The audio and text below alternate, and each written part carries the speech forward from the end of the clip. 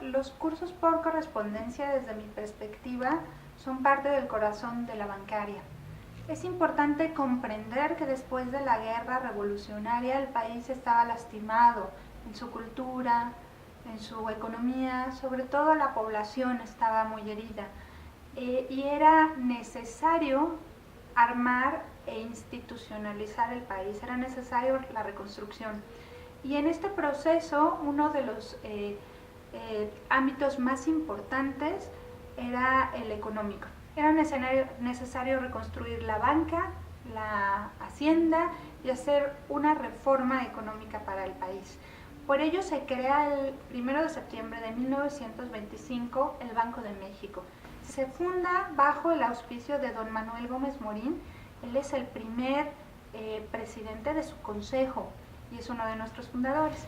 Bueno, ellos empiezan a manejar esta banca central y se dan cuenta al poco tiempo de que los empleados del banco no conocen realmente la expertise para llevar a flote este trabajo, por más esfuerzo que estén haciendo. Al interior del banco se dan cuenta de que necesitan capacitar a sus empleados de otra forma. Y don Manuel Gómez Morín, que era muy amigo de Agustín Lora Chávez, un bibliófilo mexicano importantísimo, diplomático, bueno, lo invita y le propone que creen una escuela. Entonces, gracias al apoyo de Agustín Lora Chávez, se funda el 10 de marzo de 1929 la Escuela Bancaria del Banco de México. Esta escuela tiene el propósito de capacitar a los empleados en el manejo de la banca central, por supuesto, pero también de darles cultura y de hablar de historia y de literatura. Esa es la condición que don Agustín pone. Esto es importantísimo porque se crea una escuela que tiene enseñanza técnica, pero con un profundo espíritu humanista y sobre todo que va a la par con los objetivos de reconstrucción nacional revolucionarios. Pero se dan cuenta que hay un problema. La contabilidad nacional o las técnicas contables son antiguas, ¿no? Están las del Porfiriato, que ya no necesariamente responden a la realidad nacional, por una parte, y por otra parte están las estadounidenses y las europeas, que no tienen nada que ver con la idiosincrasia mexicana. Y es en este momento cuando los profesores de la Escuela Bancaria del Banco de México empiezan a desarrollar la teoría contable que se ajuste a la realidad nacional, al nuevo México, este México moderno.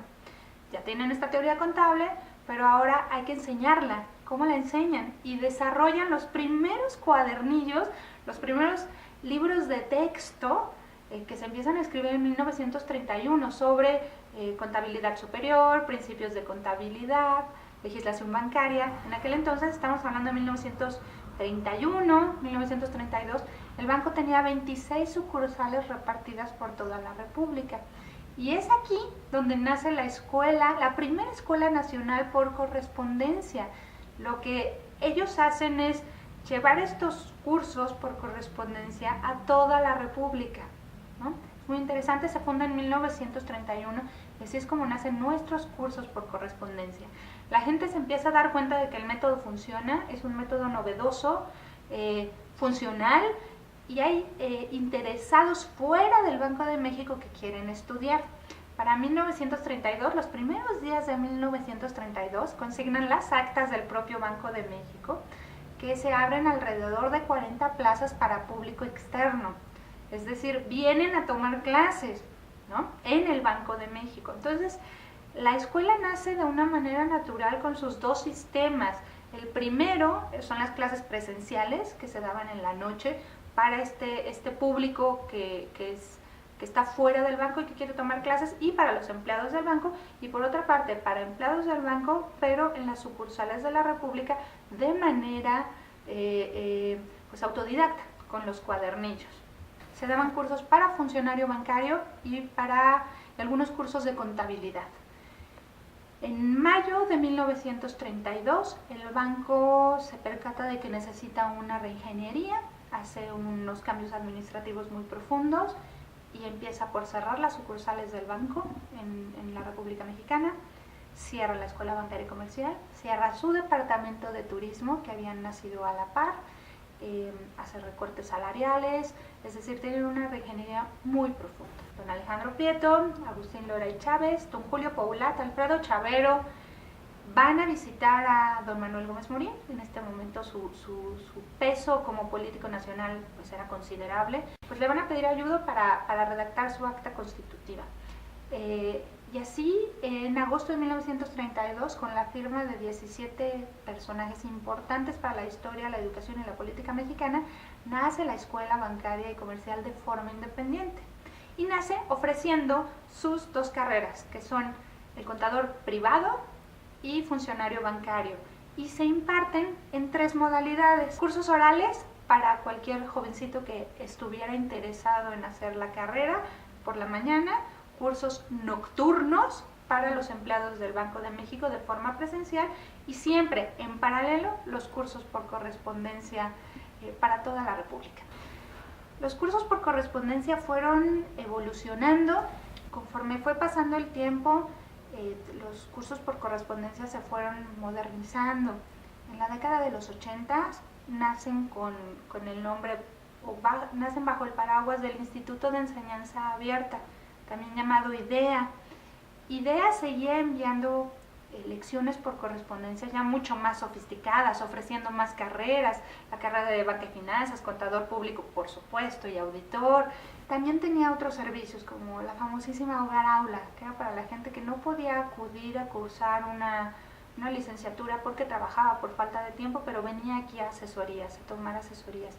Y naturalmente ahora con los avances tecnológicos desemboca todo este esfuerzo que va desde 1931 hasta ahora en lo que es campus virtual. Ya no hay ningún tipo de frontera, cualquier estudiante de cualquier parte del mundo puede formar parte de la EBC, compartir este conocimiento especializado a través de su campus virtual, de sus cursos, de sus aulas, de sus profesores. Sí, sin lugar a dudas, la Escuela Bancaria y Comercial fue visionaria y tuvo un acierto al manejar esta posibilidad, que era llegar a quien se le hacía más difícil en diferentes momentos y desarrollar los materiales necesarios, los cursos, la teoría necesaria para poder ofrecer sus carreras.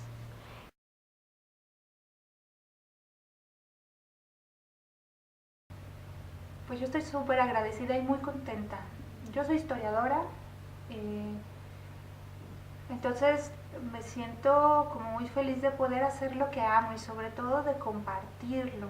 La historia de la EBC es realmente una historia muy hermosa, es muy bella. Se vincula con la historia del país, se vincula con la historia intelectual y es maravilloso poder compartir con los alumnos. Para mí es un verdadero privilegio construir la historia de la Escuela Bancaria y Comercial, poder contribuir a esta otra mirada, figurar ya en la lista de instituciones que aportan a nuestra historia nacional desde la otra mirada, pues me parece muy importante y me gusta mucho. En realidad yo disfruto mucho mi trabajo, estoy muy contenta de poder compartir y día a día de poder crecer con la propia institución. A todos los estudiantes de campus virtual, yo quiero comentarles que forman parte de una institución grande, que tiene una historia importante y valiosa, que son herederos de la misma. Bienvenidos a la comunidad EBC y pues felicidades a todos.